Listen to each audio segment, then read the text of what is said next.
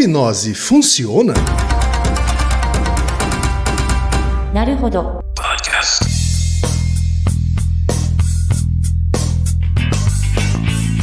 Bem-vindo ao Naruhodo, podcast para quem tem fome de aprender. Eu sou Ken Fujioka. Eu sou Altair de Souza. E hoje é dia de quê? Ciência e senso comum. E antes da gente entrar no tema, Altair, na pauta em si, aqueles 3 recadinhos rápidos da paróquia, tá? Vamos lá. Todo mundo já sabe, tá? Número 1, se você quer colaborar com a produção do Naruhodo Podcast e ajudar ele a se manter no ar, vai lá no apoia.se/Naruhodo Podcast, faça a sua colaboração, por favor. Tá? Número 2, não vai te custar nada, é só ir lá no iTunes Store e deixar 5 estrelinhas e o seu comentário. Isso. Nunca te pedimos nada. E a terceira e última também tem custo zero, tá? É só apresentar o podcast Naruhodo para uma amiga ou para um amigo que não conhece o Naruhodo. Isso. Às vezes até não conhece o podcast. A proposta do Naruhodo é exatamente essa. Como são episódios mais curtinhos, é para introduzir as pessoas à podosfera. É isso aí então, gente. Vamos para a pauta? Bora. Altair, hoje é pergunta de ouvinte, Altair. Quem você está se sentindo cansado? Você está com as suas pálpebras pesadas. Ai, meu Deus. Você está ficando mais cansado, mais relaxado, mais tranquilo. Você está com um pouquinho de vontade de dormir. Fique com os olhos fechados e faça tudo aquilo que eu disser para você fazer. Altair, não é só pergunta de ouvinte, viu, Altair? Não. São perguntas de vários ouvintes. É verdade. Tá? Eu acho que é uma das perguntas campeãs aqui no Naruhodo. É. Tá? Eu vou ler 2 deles aqui, Altair. Um é o Luciano Marino, que é publicitário de Cuiabá, Mato Grosso. Ele diz o seguinte: olá, amigos do Naruhodo. Gostaria de sugerir mais uma pauta para o programa. Podemos ter atitudes ruins sob o efeito da hipnose? Certa vez assisti um documentário que tentava provar que uma pessoa de boa índole era capaz de cometer um crime grave sob o efeito da hipnose. No programa em questão, o sujeito foi hipnotizado e instruído a cometer um crime de latrocínio. Ele recebeu uma arma falsa e seguiu à risca todos os comandos até o momento em que foi interrompido pela produção do programa. Ao acordar, ele alegou não se lembrar de nada. O que a ciência tem a nos dizer sobre isso? Obrigado e parabéns mais uma vez pelo excelente conteúdo.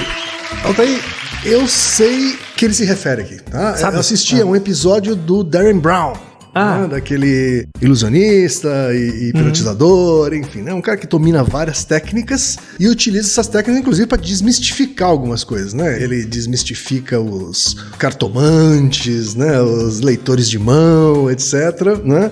Contando alguns truques, né? E até usando esses truques para mostrar como é possível fazer previsões bem genéricas, né? A ponto de você acreditar que ele está acertando alguma coisa. Já discutimos isso em vários episódios também. Exatamente. Mas neste episódio específico, ele combina com um ator muito famoso, que é o Stephen Fry, a atuar numa peça, enfim, ele tá com uma peça em cartaz, né? Mas ele combina com ele que ele vai hipnotizar um ser humano comum, né? Que vai tentar matá-lo.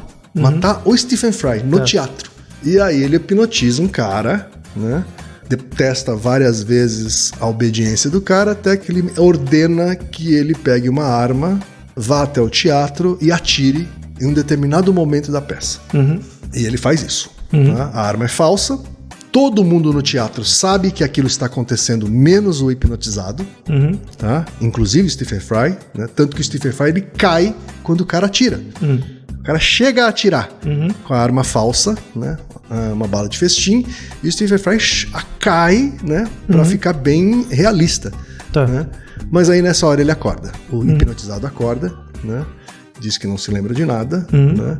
Mas ele seguiu todas as ordens. Né? É uma coisa impressionante. Vamos colocar o link desse vídeo no post descrição do episódio. Isso. Tá? Temos também o e-mail da Bruna Azevedo, que é farmacêutica de Colombo, Paraná. É muito legal ver como o programa atinge Cuiabá, Mato Grosso, Colombo, Paraná, né?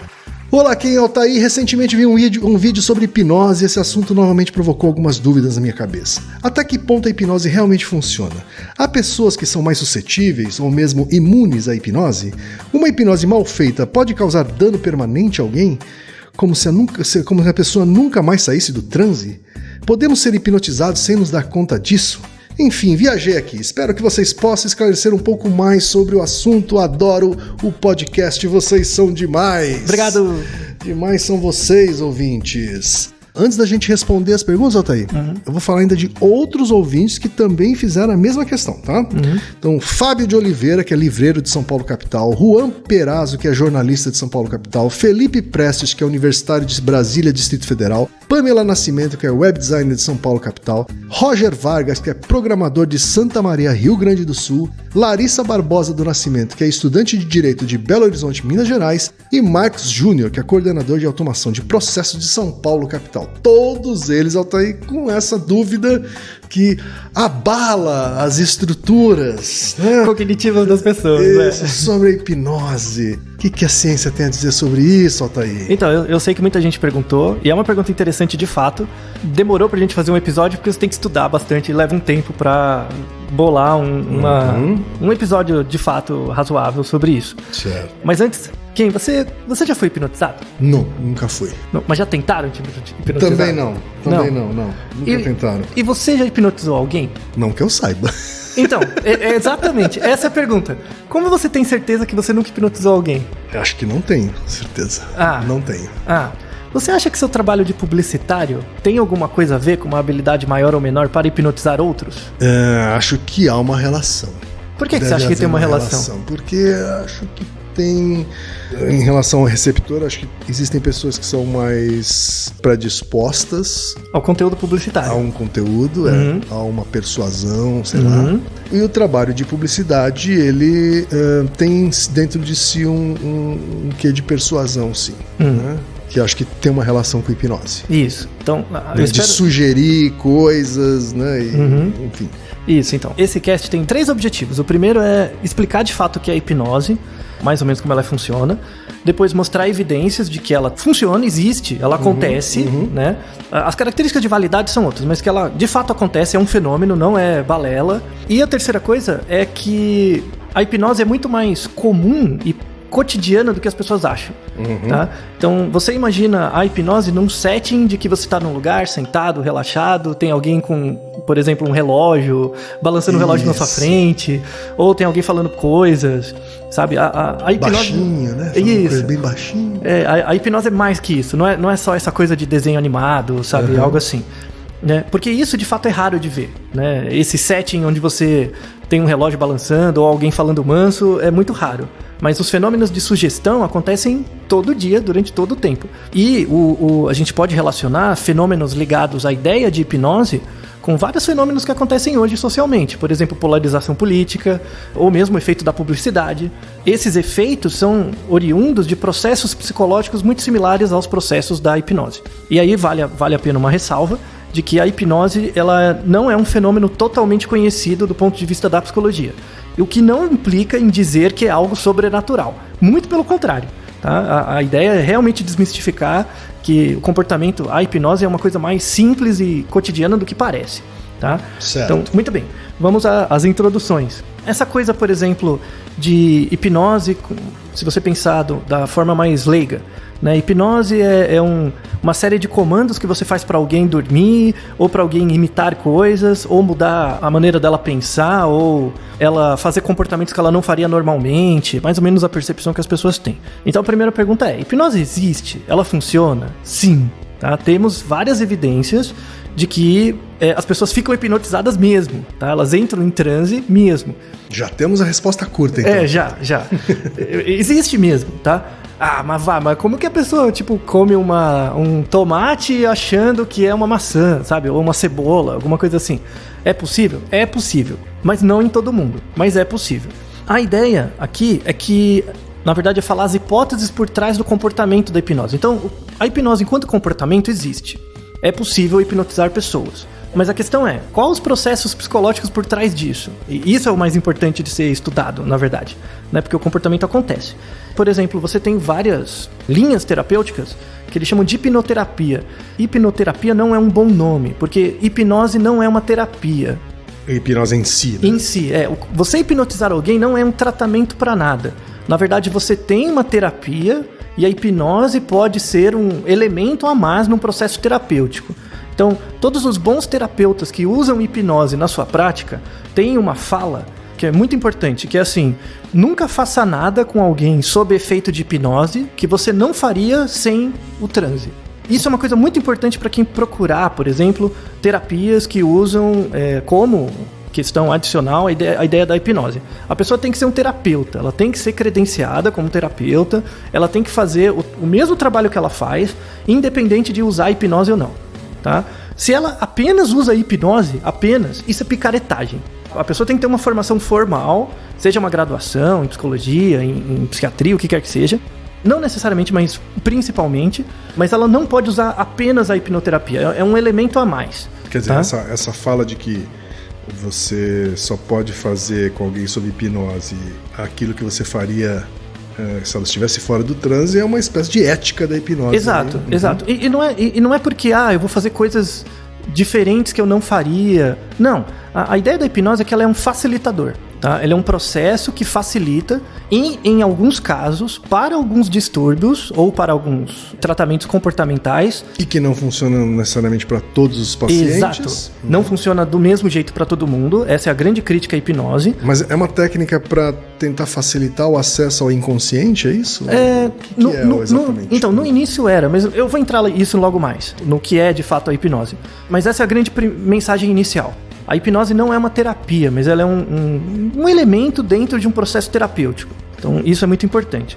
A hipnose não é lavagem cerebral, tá? Então, às vezes você não lembra do que acontece. Eu vou até mostrar alguns estudos. A gente vai colocar uns estudos no post, 2 principalmente, como exemplos. Ela não é lavagem cerebral, mas ela tem efeitos não só na mudança de padrão cerebral, como pessoas que são mais suscetíveis à hipnose têm certas diferenças anatômicas, neurais, cerebrais, em relação a pessoas que não são tão suscetíveis.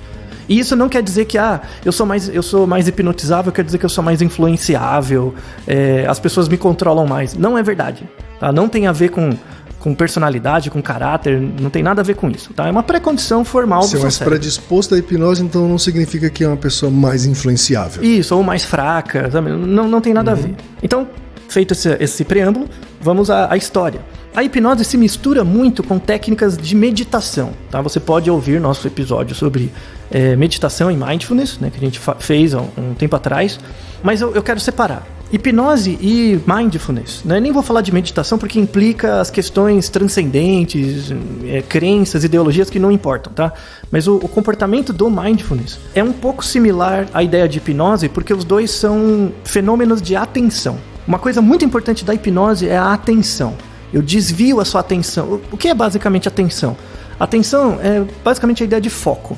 Quando você foca numa coisa, quando você presta atenção numa coisa, automaticamente você despresta atenção de outras coisas. Então, quando uma pessoa diz, não, eu presto atenção em tudo, isso é mentira. A gente não tem essa condição como ser humano. Né? Você não tem como prestar atenção em tudo, porque o próprio fato de prestar atenção diz que você está focando em alguma coisa.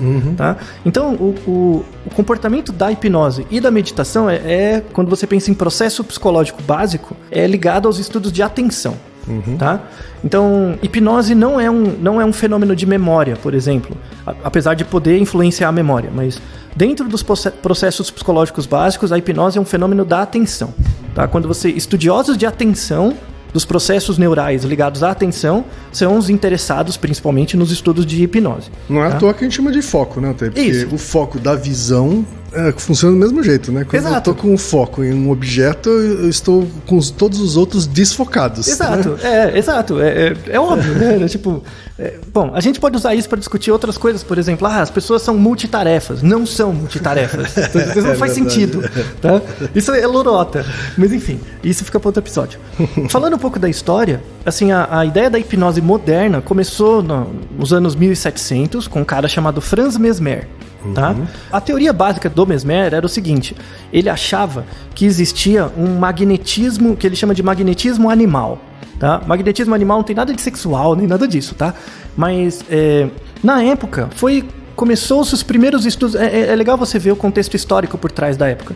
Essa ideia de magnetismo animal vem na física e na engenharia com o início dos estudos sobre magnetismo. Então você estudar ímãs. Como é possível 2 metais, você encosta eles grudam facilmente ou não grudam, sabe? Será que isso acontece com as pessoas também? Então, avanços da física e da engenharia acabaram servindo como metáforas para a explicação de processos mentais. Então, nessa época, o magnetismo estava aparecendo, né? A eletricidade apareceu um pouco depois e tal. Então o Mesmer, ele achava que os animais, todos os organismos, né, incluindo a gente, tinha um fluido magnético, esse fluido circulava entre os organismos, né? E se você conseguisse perceber esse fluido e fazer ajustes nele, você poderia melhorar estados mentais, curar certas doenças e certas condições que indivíduos tinham. Essa era a teoria por trás. Então, o Mesmer, ele fazia isso com as pessoas. Ele usava luzes, né, com velas, né, usava luzes, ímãs e fazia movimentos manuais com as pessoas, né, e induzia essas pessoas a entrarem em estados alterados. Tá? E ele conseguia, de fato. A pessoa entrava num transe, né? Ele achava que esse transe era gerado porque ele, por meio dos ímãs, das luzes, enfim, dos movimentos, ele conseguia alterar esse magnetismo que as pessoas tinham. Então, reequilibrar, por exemplo, a energia que a pessoa tinha. Tá? E de fato funcionava. De fato ele colocava as pessoas em transe. O problema não é o comportamento da hipnose, mas essa teoria. Então a teoria nos anos 1800, né, cerca de 70, 80 anos depois disso, a teoria do magnetismo animal foi colocada à prova como hipótese e não passou. Tudo bem, o comportamento de hipnose acontece, mas não por causa dessa teoria. Certo. E daí, durante quase 100 anos, a ciência largou mão da hipnose, né? Tipo, não precisa estudar isso. Aí em 1850, um cara chamado James Braid, que era um médico, ele voltou nesses estudos básicos, né? E aí ele que criou o nome hipnose. O nome hipnose não veio do Mesmer, veio dele. Certo. Porque vem da palavra grega hipnos, que é relacionada com sono. Então ele achava que a hipnose era um tipo de sono, ou um tipo de estado de sono, que era induzido.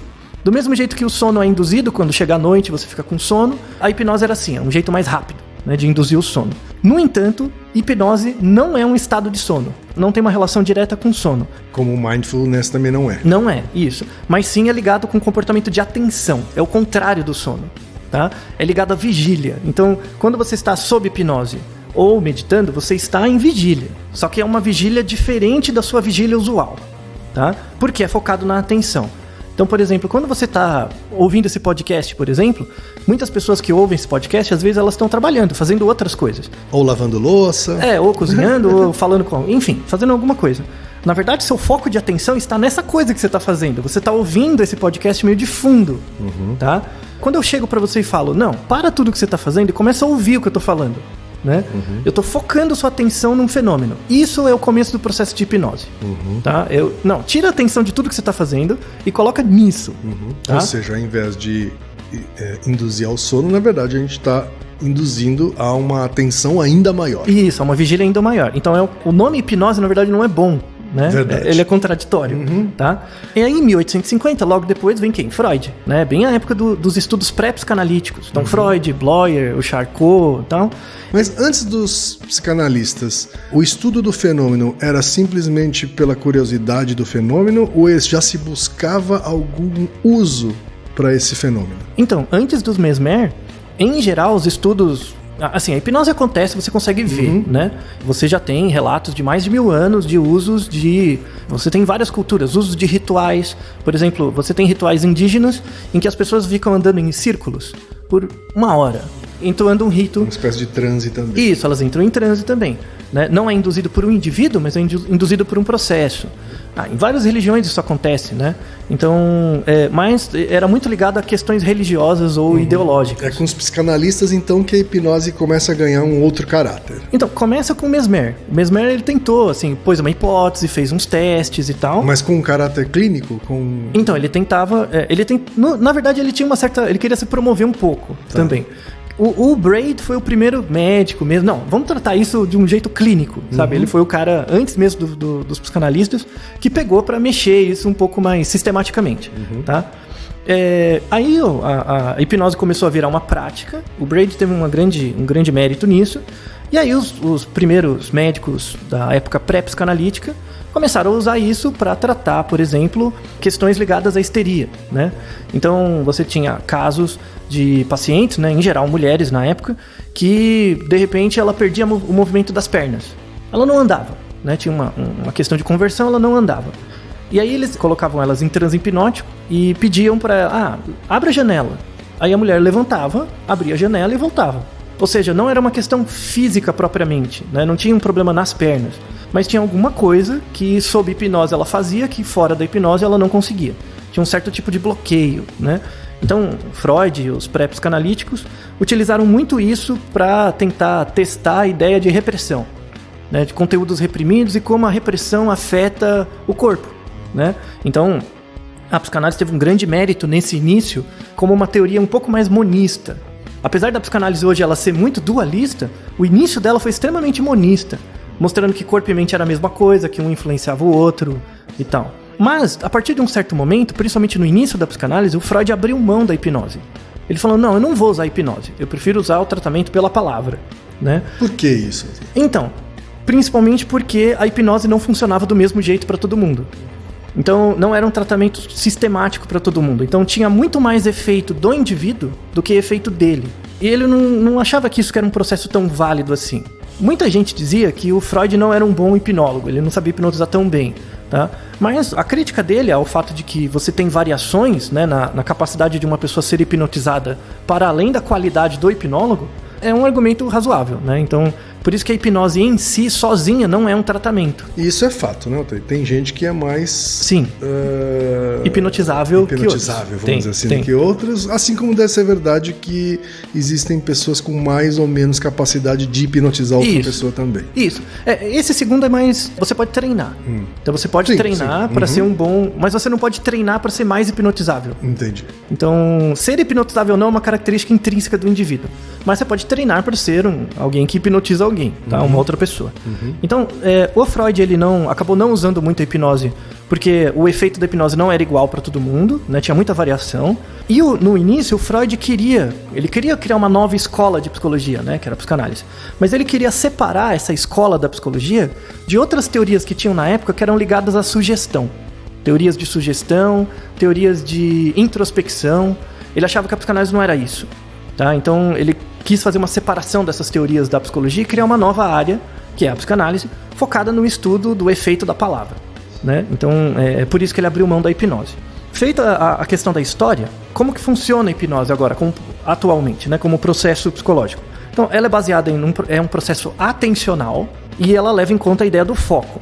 Então, o foco é você remover todas as distrações presentes no ambiente e a tarefa do profissional, daquele que hipnotiza, é colocar a pessoa em um estado de foco relaxado. Ela está focada, mas não aquele foco que você fica prestando atenção, sabe? Você está tenso de tão... Isso, é exatamente o contrário, é um foco relaxado, tá? Onde você delega a atenção desse foco, né, para aquele que hipnotiza. Então, você imagina mais ou menos como se fosse uma lanterna, tá? Então, quando a lanterna fica muito forte, né, quando você entra num transe de hipnose, por exemplo, é como se você delegasse essa lanterna para um outro indivíduo. Então, ele coloca o foco da sua atenção onde é necessário.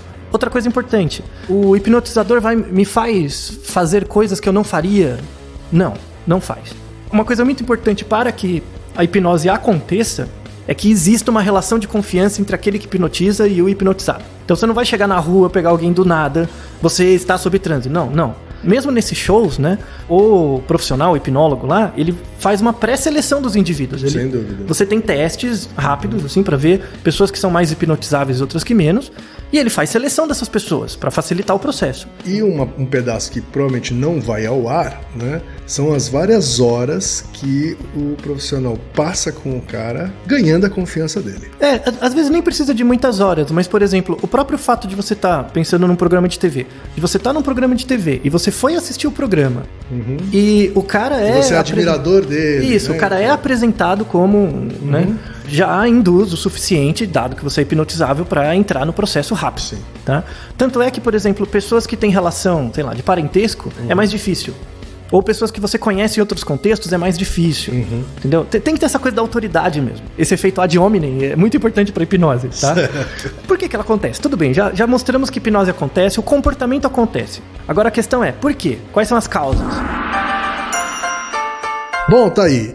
Esse é um episódio excepcionalmente mais longo. Isso. Né? Então vamos parar aqui a primeira parte de 2 partes. Tá?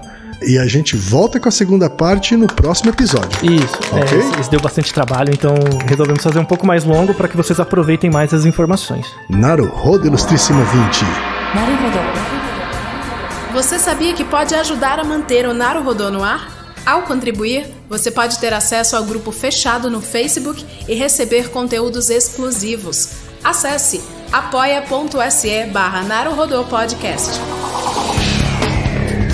E você já sabe, aqui no Naruhodô, quem faz a pauta é você. Você tem alguma pergunta pra gente ou quer comentar algum episódio? Escreva pra nós. podcast@naruhodô.com.br. Repetindo? podcast@naruhodô.com.br. E lembre-se, mande nome completo, idade, profissão e a cidade de onde você está falando. É isso aí.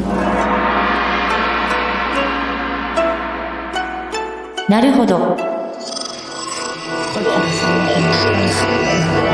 Esse podcast é apresentado por b9.com.br.